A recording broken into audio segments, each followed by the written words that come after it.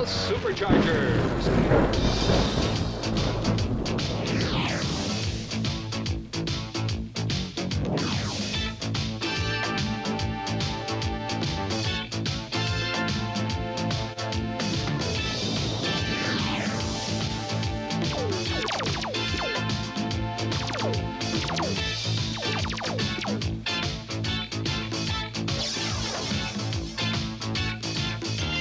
The Superchargers National Championship and unique motorsports events is brought to you by your neighborhood True Value hardware stores. The more you've got to do, the more you need True Value. By today's Head & Shoulders for dandruff care that's good for your hair. And by Quaker State. The big Q stands for quality. Always has, always will. Definitely be a top fuel dragster, and we would chase the NHRA World Championship, and only the NHRA. So we're talking about back in it in about 1 year. Yes, we have high hopes. We're going to chase it. We're serious, and we mean business. All right, Shirley Muldowney. She'll be here on the program today. Right now, it's down to the business at hand, the serious business of top fuel dragsters. There's a classy field here today. We're in the quarterfinals. There are 8 cars here ready to go. They're all world-class cars, but Don Garlett's being low qualifier. He is the class of the field. And joining us on the program today is the knowledgeable network and Diamond P broadcaster, Steve Evans, and he's with Don right now. Thank you, Jan, Shirley. You know, the big story here is not hard to find. All you have to do is look for a black car surrounded by faithful fans.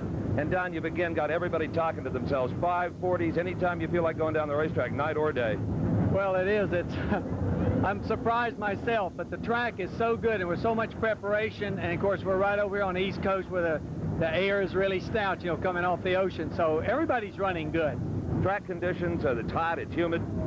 You know, that doesn't seem to bother these nitro engines. It takes a little heat to get this charge to fire. And also, you built this chassis yourself. You know it well. It's got every trick that you've learned over 25 years of drag racing. That's true. It's something that somebody can't buy. It came out of my shop. I personally put it together, me and TC Lemons.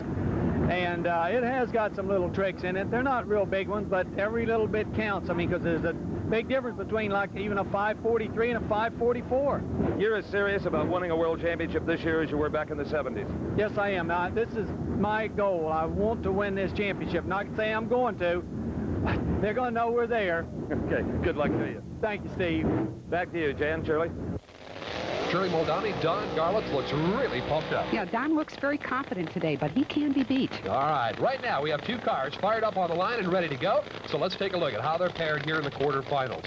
First out, it'll be Frank Bradley, the defending top fuel champion of the Summer Nationals. And Frank is going to take on Gary Beck, who is the current national record holder. All right, next out, it'll be Connie Coletta, who's looking for his first victory this year. And Connie's going to race the defending world champion, Joe Amato. That ought to be it, Dan. Yes. All right, next off the line will be the veteran, Dick LaHaye. He won the Summer Nationals here in 1980. And Dick is matched up against the rookie, Darrell Gwynn. All right, Darrell Gwynn's ready to go, and rounding out the top 8, it's the man who has consistently shaped the direction of top fuel technology, Don Garlett.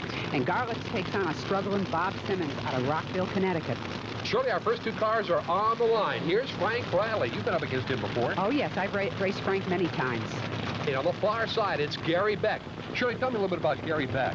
Well, Gary's sorting out a lot of new things this year, and when he talked to Steve Evans earlier, his main concern was Garlett's. Oh, yeah, his car's running tremendous this weekend. He's just stringing out those 5.4 laps times. We need the horsepower. We're going to stand on it real hard this round just to see where we are. Frank Bradley now ready to go. He has won 2 NHRA national events in his career, but he's not happy with his first round performance here at Englishtown. Steve talked to him earlier. I have seen happier looks on your face, Frank Bradley. Yeah, been having problems all weekend. Can't seem to get out of the low 560 bracket. It's been running good. That time we tried stepping on it and went the wrong way and tore up 4 or 5 pistons and it slowed down. So now we'll go back the other way and just hope for the best. Frank Bradley showing signs of real concern. Yes, he should be. He's 2/10 off the mark, and he knows if he doesn't better his performance, he is going to get beat. In the far lane, that'll be lane number 1. It's Gary Beck in the near lane closest to you. Frank Bradley ready to go. A little psychological warfare. Oh, yeah, they're staged up, and Bradley gets the advantage on the starting line. He smoked the tires. Gary Beck's car laid down. Here comes Bradley on the top end. And Bradley clicks the clocks with an ET of 5.64, a speed of 256.41 miles per hour. Not too bad. Wasn't a 40, but a 60 won it. But he's still in that 560 bracket. That's right. All right, Joe Amato on the line now. Here is the reigning world champion. Joe's not afraid to try anything new. Right now, let's go down to the shutoff area, and Steve Evans with Frank Bradley. 700 hole shot. That's a big one. Well, I just leave as quick as I can leave. Anticipation at all, or just trying to be alert? I've got a McGleesy pedal clutch in there, and the thing reacts pretty quick on the starting line. Other than like a Crowley glide that takes a while to wind up. Right, it's got springs in it, so when you let it out, it moves. Big Daddy's next. Yeah, I'm in trouble. Surely Frank Bradley talked about the pedal clutch. You won 3 Winston World Championships with the pedal clutch. Yes, well, it's driver preference, really. The car launches a lot better with the RPM up, and you're able to do that. You're able to bring the RPM up. All right, here's Joe Amato now, about ready to light the tires. Well, the burnout's a very important part of the run. What it does is it puts down a footprint of rubber on the race course, and it launches the car better. Of course, you want to get it as tacky as you can right off the line. It'll pull the shoes right off your feet. Connie Collette on the far lane. He was concerned about the heat here today. It's hot up there. It's weather really draining. This is the hardest race for a driver I think there is. It really works on you hard in the car. Only 87 degrees here today, Shirley. Not too hot. Well, the fire suit will add another 20 degrees. Joe Amato now told us earlier about his season problems. We've been fighting blower problems, and we started the year blowing them off the car, and we changed some of the things with the blower, and we're keeping them on the car now, but they're not really making the horsepower we need. So, you know, it's been tough, and a lot of the other cars have stepped up their performance levels. They kind of caught up, so it's really a tough battle out there. All the cars are running close. Amato in the near lane, Collette on the far side, as the super-fast missile-shaped top-fuel dragsters are about ready to launch. Jan, it's all concentration now, and eyes are on the lights. All right, so in other words, they're not looking directly down the racetrack. Right. The lanes are equal, so it should be an even start, which it is. Good one. Collette is pulling away mid-track, and it's a good, clean run. Sure was. And Collette clicks the clocks with a ET of 557, a speed of 259.36 miles per hour. So Connie will move into the semis with a good ET of a 557. In good mile an hour, it shows it's making horsepower. All right, here's the young man, Darrell Gwynn, 23 years old. He's a rookie. Well, rookie status or not, Jan, Darrell is definitely a pro. Here's Steve Evans now. Steve? Well, this is one of the finest days of drag racing Connie Collette has enjoyed in a long time. Almost 260 miles an hour.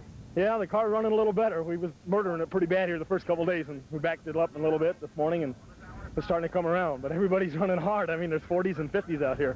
But that's a nice combination. Get a quick time cut in the 550s with all the oil still in the motor. Thank God. We'll work on that next round. In the near lane, Darrell Gwynn making his 6th start in NHRA Top Field National Competition. He spent an impressive apprenticeship in the top alcohol dragster division, winning the world title back in 1983. Although that's not so long ago, Shirley. No. In the far lane is my good friend Dick LaHaye, a conservative racer whose crew chief just happens to be his daughter, Kim. I was racing Dick last year when I crashed. I understand Kim does a pretty good job. An excellent job. I look forward to Kim coming into the driving ranks. You can bet LaHaye is keeping his eye on Darrell Gwynn. Steve Evans talked to him earlier. There's a young man you're going to race run a 53, Darrell Gwynn. Well, you know, we figured he was going to step up and probably equal his qualifying time. And we slowed down just a little bit, but we got a lot left in it, and we ought to have us a good race in the second round here. Darrell Gwynn looks pretty good today. He's exceptional on the starting line, but he has had problems with LaHaye in the past. LaHaye is known to like the stage last up there. Well, we had a little battle at Columbus. Well, he probably didn't think it was a battle, but I don't mind him staging last, but I want him to get right in there, and he consequently didn't get right in there, and he might have to pay for it. Both drivers poised on the line, waiting for the signal that'll catapult these two cars down the quarter mile. 1,320 feet. Surely they look pretty good. Yeah, both cars are staged on time. Doesn't seem to be any particular problems here. There's your green light, and Darrell Gwynn definitely has the advantage. He's pulling LaHaye to the midway point, and there's daylight between the cars and the lights. All right, Darrell Gwynn, the young rookie with a 559 and a speed of 253.52 miles per hour, puts himself into the semifinals here at the Summer Nationals. Here's Big Daddy Don Garlitz. He's looking for his first win here at the Summer Nationals. All right, and we have Steve Evans, who has Darrell Gwynn. Steve? You ready for your whole shot 1200s? Oh, what did he turn? Who cares? You're Thanks a lot, guys. You're going into the semifinals. The engine looks fine. Yeah, everything looks good. It's we're just plugging along. That's all I can say. Beginner's luck. That's the best. That's the way I can sum it up. This is the latest in the Swamp Rat series of race cars for Don Garlits, and it's a dandy. Well, Don had some qualifying problems earlier in the year. He told Steve Evans all about it. Well, we never meant to try to not qualify well, but we have had some problems, Steve, at some of the races in getting a handle. We've had a couple of problems with the car, and we've just now really started to get them sorted out in Montreal. And, of course, now we came here and we didn't change anything, and the car's still running good. Don's going to be making a single pass this round because Bob Simmons, with severe motor damage, just can't make the call. Now, Simmons has the car with the Donovan engine. Yes, but I think his problem is lack of parts. All right, here's Garlits away now, looking pretty good. Single run, a little advantage for him. Definitely an advantage. It gives him a chance to tune the car, and he can try something that he may not try with competition in the other lane. His run is a dandy. It's a 550 at 257.58 miles per hour. Surely a little smoke belching from Don Garlits' car as he went across on the top end. I'm assuming perhaps a little piston damage? Not this time, Jan. What he does is he vents the supercharger into the exhaust system. That's what creates the smoke in the top end. Also creates a little deception. Well, Jan and Shirley, as you know, Big Daddy did indeed have an opponent. It's called the Clock. A 550 gets you line choice. Very good. It shook real bad. Well, I know you had about the longest streak of 540s I can ever recall at one event. It came to an end by 100th, a 550. Yeah, it sure did. That's the way it goes sometimes. Is the shake that concern you now for the semis? I hate that. I hate for it to shake. Shook worse. Well, the funny car's most dreaded enemy is fire. To a drag racer in a top fuel car, it's what they call shake. No one can explain it, but it's a phenomenon that is definitely there. We'll be right back with more of the NHRA Summer Nationals from Englishtown, New Jersey, here on the Supercharger. It's the 16th running of the prestigious Budweiser NHRA Summer Nationals. The best funny cars in the world are here, driven by the very best. Kenny Bernstein, John Brute Force, and the reigning world champion, Mark Oswald, all in cars capable of 250+ miles per hour. Hi, everyone. I'm Jan Gabriel, and joining me on the broadcast today here on the Superchargers is Frank Hawley, the 1982 and 1983 funny car world champion. Nice to have you on the program. It's great to be here, Jan. And you said the best in the world are here today, and I think one of them is Kenny Bernstein. He's the winningest driver on the tour this year, and he's close to his NHRA World Championship. The cars are colorful and very, very fast, and we're ready right now to take a look at the pairings. Jan, for those who might not know, these racers have been here qualifying for the last 3 days, and the 16 quickest drivers began the first round of eliminations earlier today. These drivers you'll see now have won their first round of competition and are preparing for battle in the quarterfinals. All right, quarterfinals on the line. John Force and Jim Head. Two strong cars, Frank Hawley. Jim Head has been an upstart in the last couple of years, an unsponsored car, spending his own money, a group of guys from Ohio, and they're winning races. All right, let's take a look at these quarterfinals. It is John Force and Jim Head. Then coming out will be Tim Gross and John Collins. What do you know about these two? Well, Tim Gross, I've raced with him for years, and he has a new sponsorship and has been running very, very fast. And John Collins? John Collins come back from a tremendous crash in the Cajun Nationals a few years ago, and he's also on top of things. All right, let's take a look at the second half. Kenny Bernstein. Needless to say, he's fast qualifier. He's the guy to beat. He's the class of the field. Dale Pooley. Dale Pooley, the best year he's ever had. Without question, he's one of the fastest cars on the tour, and he could be the guy to stop Kenny Bernstein. Talk about fast, Rick Johnson. The fastest driver ever in history, and he's going to race the reigning world champion, Mark Oswald. Joining us on the telecast today is veteran network and Diamond P announcer Steve Evans. Thank you, Jan. You know, Kenny Bernstein's record-shattering 562 in qualifying was especially sweet because 1 week ago today, the Budweiser King was a smoldering pile of rubble at the end of a Michigan drag strip. It's been a long week for you and your crew. Oh, it sure has, Steve. We had tremendous problems at Milan, Michigan. As you said, we exploded an engine, which put the rods out, kicked the blower off. The worst thing that in the fear of all funny car drivers was a fire which destroyed our carbon fiber body. So Dale and the crew really had a tough week to get prepared for this Englishtown race.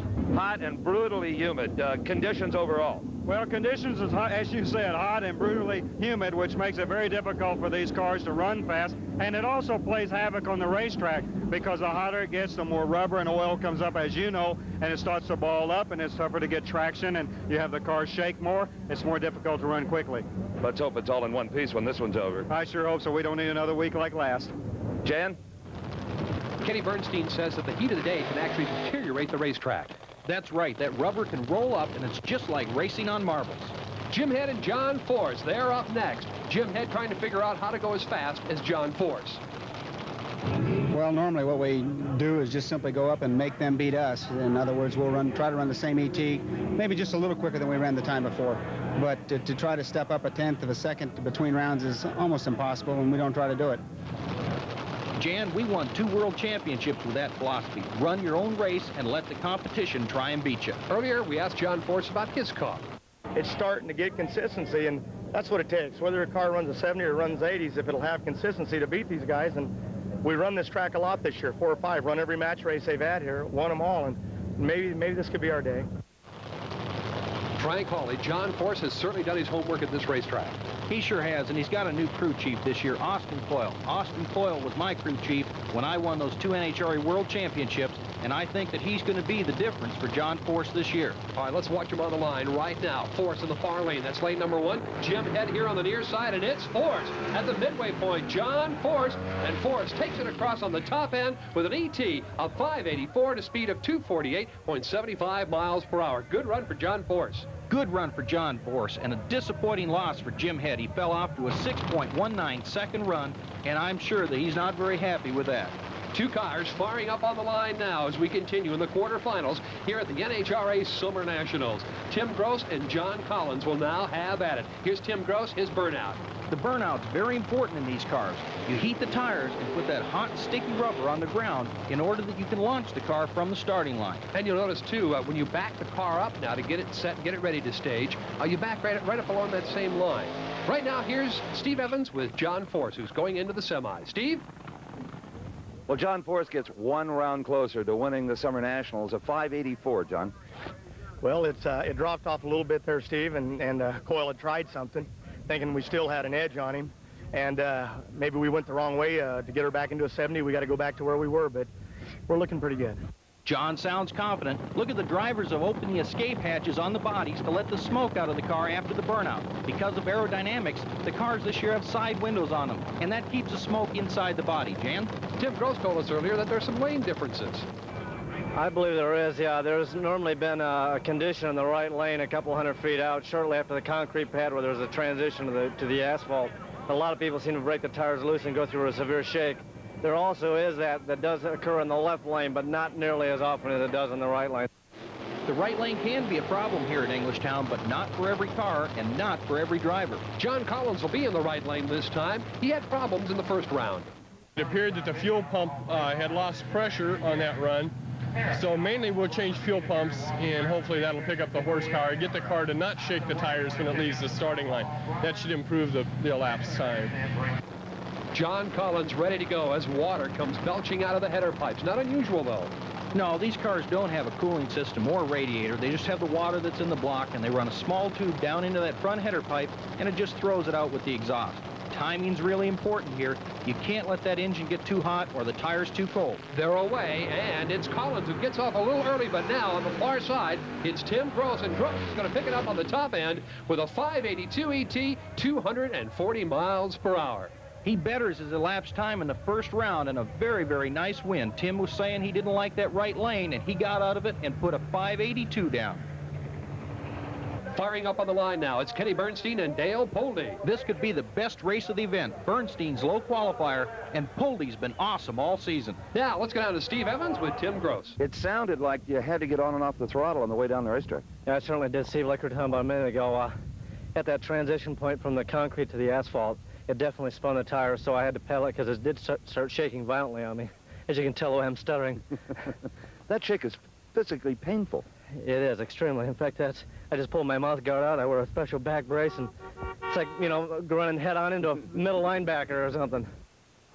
Jan, Tim thought his tire shake problems were gone when he got out of that right lane. He ran in the left, and it still shook, which just proves that the grass is not always greener on the other side. Here's Kenny Bernstein now. He'll be running in that right lane. He had problems running only on 7 cylinders in the first round. We asked him if he had his work cut out for him. Well, we do. Obviously, you can't run on 7 cylinders and expect to win in any game, and certainly not today. But Dale will get it figured out, and he'll make the number 1 cylinder we're having some trouble with come to life, and then the car will hopefully be back to normal.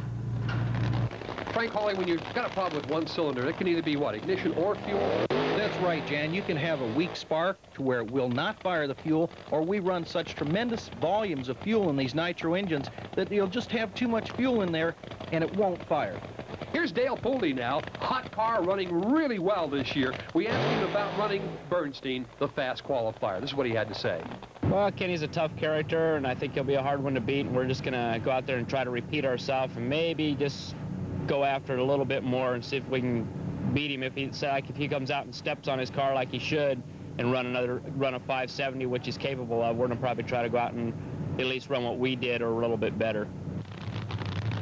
Dale Pooley doesn't sound too confident. I wouldn't be too excited about racing Kenny Bernstein. He's the #1 qualifier. Bernstein in the right lane, lane number 2. He's ready to go. They're on the line. They're staged. Dale Pooley comes in second. They leave the starting line. Pooley smokes the tires, and he's out of control. Kenny Bernstein to an easy win. And Bernstein wins it with a 585 and a speed of 246.84 miles per hour. So Kenny Bernstein moves into the semis, and Dale Pooley had some problems out there.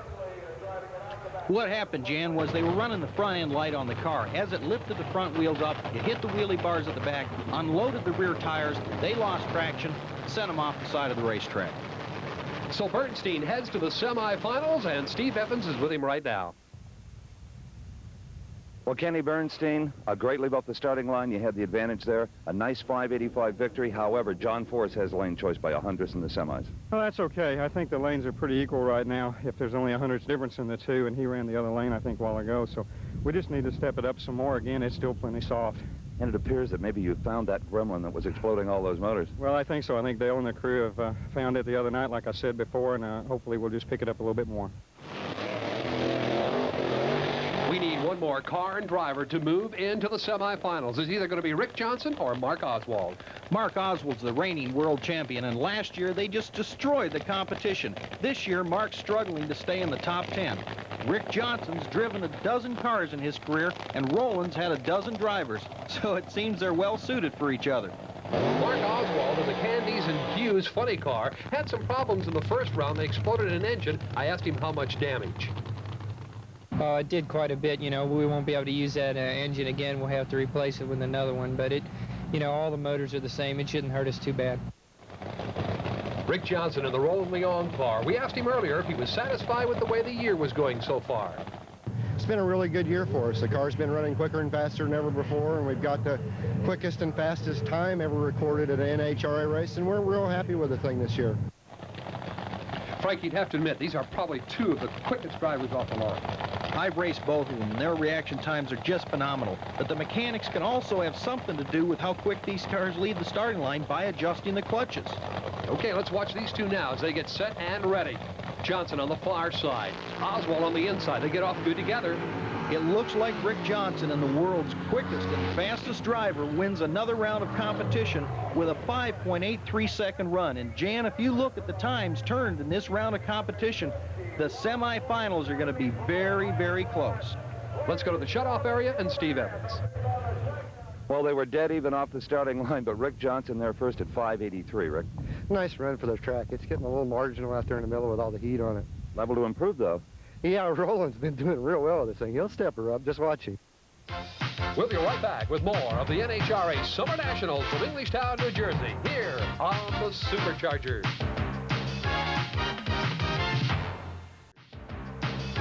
Here's with the top fuel semifinals of the Budweiser NHRA Summer Nationals. I'm Jan Gabriel, along with the First Lady in Motorsports, Shirley Muldowney. And Shirley, we've got 4 great cars ready to go. That's right, Jan. Here in the semifinals, some very sophisticated race cars with Connie Coletta versus Daryl Gwynn. Big Daddy Don Garlitz is going to race Frank Bradley. 2 semis on the line, the first of which will find Connie Coletta in the far lane. Coletta ready to go. Here's Daryl Gwynn, a kid who's only 23 years old and already competing with the best in the world. Yeah, he's got to be extremely excited about today. Well, for Daryl, winning is something he's grown up with. Yeah, his father was pretty competitive. Yes, he was. Jerry was a past world champion in Super Eliminator class, but he also drove the alcohol funny cars. So Daryl Gwynn, great equipment. He's got a great support system in his family. He'll do well. This is a young man we will be hearing about for a long, long time to come. The 2 of them now ready to go here in the semis. Winner goes to the final. Connie Coletta on the far side. Daryl Daryl Gwynn here on the near side. Shirley? Staged, ready to go. Darryl with the advantage, and Connie blows the supercharger off the top of the motor. All right, on the top end, Daryl Gwynn with an ET of 563, a top speed of 254.09 miles per hour. Daryl Gwynn will go into the finals here at Englishtown. Well, Jan, Darryl did a good job driving the car, and for the time of day, the ET wasn't too shabby. But what he's going to have to do is pick up 2/10 somewhere, and what he's going to have to do is lean on the car, actually, for the final. So, in other words, he's going to have to run a little faster than that 563 in order to win the final here. Yes, he sure is. All right, here's Frank Bradley now. Bradley on the near lane. He's ready to go, but this is going to be a tough run for him, Shirley. Here he is up against Big Daddy Don Garlitz. Well, he's got to feel right now that he's already beat, but, you know, the confidence is high. We just don't know what's going to happen out there. Quick question. The cars are running on average about 8 miles an hour faster than they did a year ago. It's my understanding we're getting into a little more aerodynamics now. Well, that's a result of the wing. It's very high, it's up in the clean air, and it's back behind the tires. And it's a small wing. You don't really need that much down pressure in the lights. Right now, let's go down to the shutoff area and Steve Evans. Well, few drivers have ever accomplished it. Going as far as the final round in the rookie season of Top Fuel Racing, Daryl Gwynn, congratulations. Thank you very much, Steve. I'd like to thank my crew, everybody that's made this possible. I know we haven't won the race yet, but we feel pretty good about it. And we got the Old Pro next round, and we'll have our work cut out. Wait a minute, he's got to get by Bradley first. Oh, I'm sorry. Good chance of that happening, though. Yeah, okay, I'm sorry. But no matter what, it's going to be a tough race. Shirley Muldowney, Daryl Gwynn sounds a little excited. Yeah, he'll calm down for the next round. He knows the job he has to do. Something interesting here. Car owner John Kerry has loaned Frank Bradley a motor capable of 540s, hoping he can be competitive with Don Garlitz. Well, he's going to have to be, because Garlitz has been very consistent. They leave together. But Garlitz is pulling away. It's not a 540 motor this time. Oh, here's Garlitz, and look at this, a 545 at 261.62 miles an hour. That's got to be some kind of a record. That is. It's excellent. Here's Steve Evans. I warned Frank Bradley, teaming up with the Carries might just make Big Daddy mad. 545, 261. Great. We made a little change there. That shake was much better. Were you aware of what was going on over there? Kerry was loaning Bradley an engine to try to, you know, get you out of the point as early as he could. Well, it reminds me of the old days. You know, I don't have any problems with that. Everybody's got a dozen engines, and Bradley's low bucks, and I think it was nice of Kerry to loan him a motor, make him go faster. And you race in the final a young man that you've been keeping your eye on, a fellow Floridian, Daryl Gwynn. Definitely one of the comers. He's going to be with us, and I've said that from the beginning, and I still say it. Okay, your crew is here. Big Daddy heads back to the pits, going into his 4th final out of 7 races this season. The Superchargers with the semifinals of the Budweiser NHRA Summer Nationals. I'm Jan Gabriel, along with 2-time World Funny Car Champion Frank Hawley. We're here at Raceway Park, just outside of Englishtown, New Jersey. And we're ready for those semi-rounds. And Jan, what's really interesting here is that these 4 cars matched in the semifinals have just run within 4/100ths of a second of each other. And I can tell you that any one of these drivers could win this race today. Here's John Brute Force now, getting ready to do his burnout. He's never won an NHRA National Championship event. No, Jan, he hasn't. He's been struggling for years. He's finally got the big sponsorship. He has Austin Coyle from the Chi-Town Hustler as his crew chief, and this might be the season for John. Here's Kenny Bernstein ready to go now as we watch these two. Quick question. The cars this year, they seem a little longer, a little slicker. They've changed the rules, Jan. They've allowed you to have more overhang, more body out the back, more body out the front. Allows them to be a little slipperier, like the rail-type dragsters. Kenny Bernstein's car, one of the swoopiest on the tour. 2 very fast, hot red automobiles ready to go here at Englishtown, New Jersey. In the near lane, it'll be Kenny Bernstein. On the far side, John Force, as they're in their final staging preparation. And they are ready to launch the 1,320 feet. Bernstein gets away good and clean. And then John Force obviously has a problem. A very disappointing round for John. Something broke. Kenny Bernstein, the easy victor. Bernstein improves his ET with a 5.76, a speed of 249.58 miles per hour. So Kenny Bernstein will go into the finals here at Englishtown. And it's going to be one of these drivers, Tim Gross or Rick Johnson, to face Kenny Bernstein in the final. Frank Hawley, quick question. Does the psychology change? Does the tempo change now as you get closer to the semis? I think it does. Everyone wants to be in that final round, and they're really trying hard. Here's Steve Evans now with Kenny Bernstein. Steve?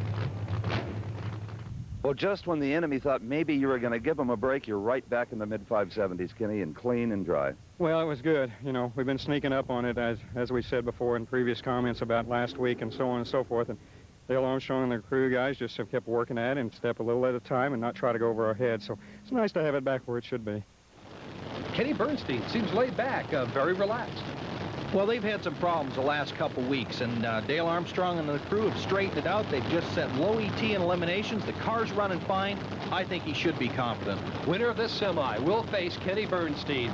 Rick Johnson on the far side in Roland Leong's car. Here's Tim Gross on the near side. It's a close race. Tim has some tire shake, pulls around on the big end to defeat Rick Johnson with a 5.90 second run. And a speed of 247.38 miles per hour. So Tim Gross goes to the finals with Kenny Bernstein. Right now, here is Steve Evans with Tim Gross. Steve? Well, Tim Gross, who has had his car literally beating him to his knees. His head hurts right now, as you can see, but this will make it feel better. You're in the final round. I'm very pleased with that. I switched lanes purposely thinking I might be able to get through that transition we've been talking about all day. That time I put a little bit more horsepower in it, took a little clutch out of it, and that shook far harder than I'd anticipated. About knocked me out. Frank Hawley, we're going to replay this run. Tell us a little bit about this tire shake.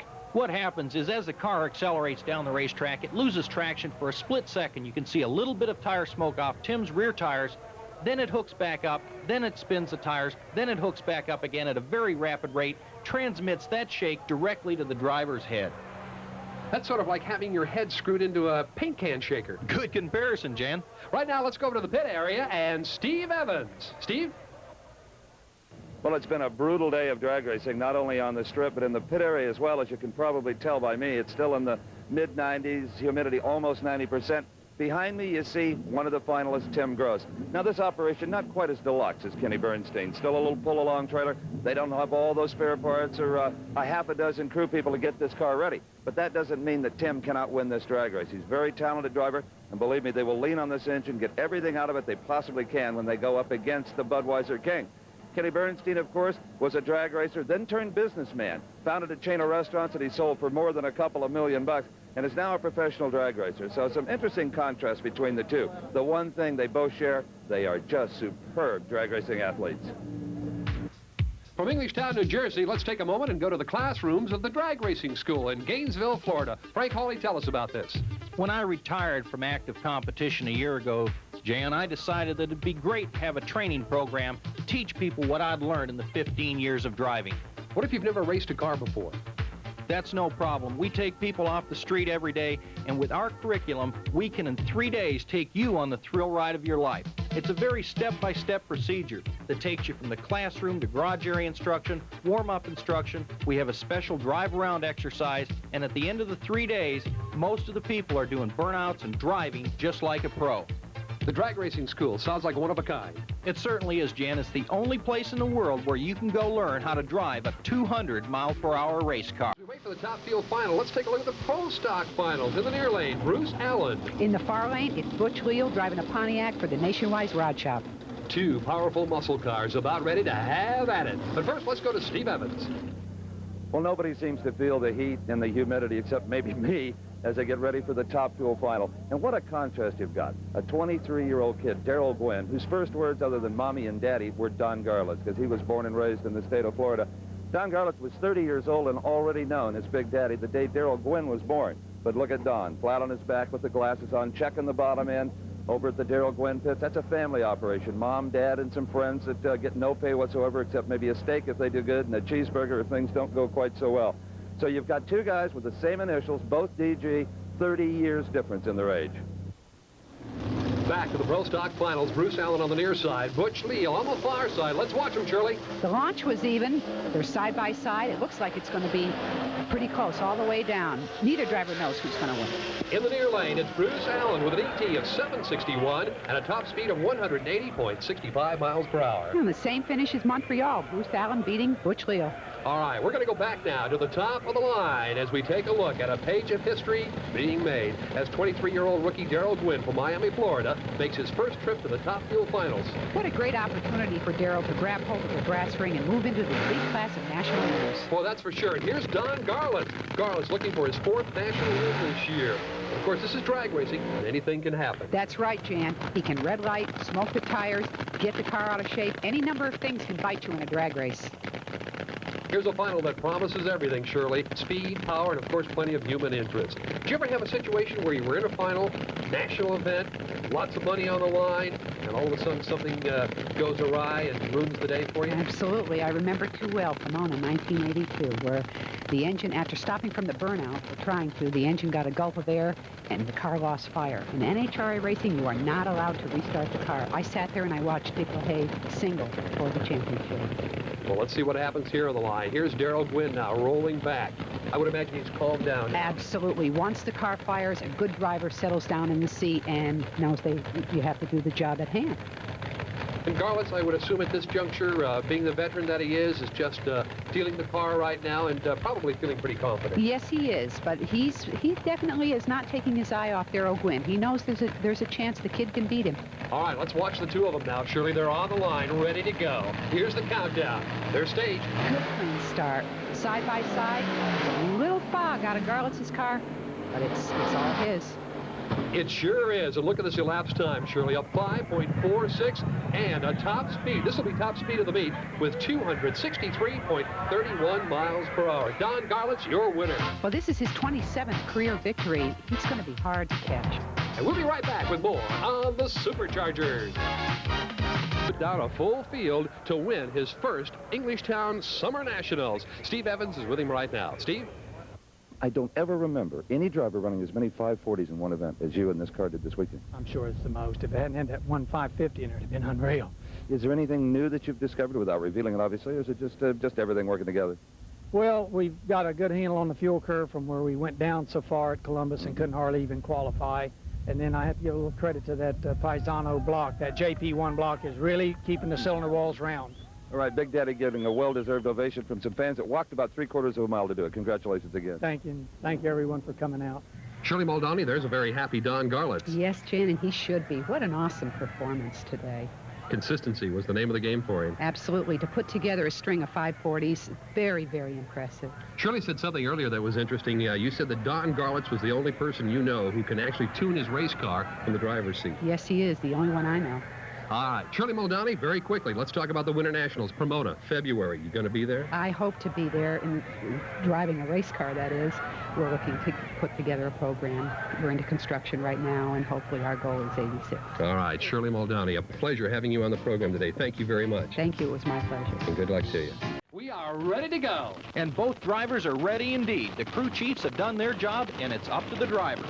Here's Kenny Bernstein ready to do his burnout. Bernstein is now in his 6th straight final. That's not bad. That's great. The best I ever did was 3 in a row. Now, Kenny Bernstein won 3 out of 6. Did you win your 3 out of 3? I won 3 out of 3, so maybe that's somewhat compensation. Here's an interesting statistic. These two cars are within 1/100th of a second of each other.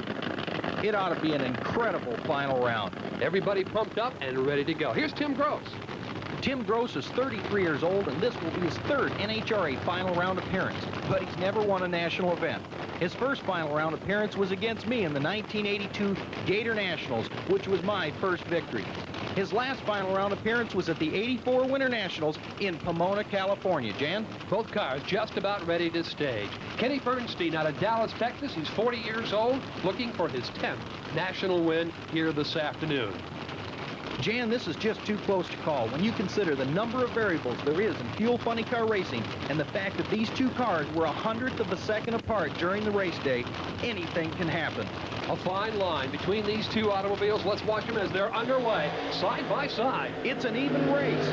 And they're glued together at the top end, but it's Kenny Bernstein by a tick of the watch with an ET of 5.77 and a speed of 249.58 miles per hour. And we'll be right back with more of the Summer Nationals here on the Superchargers.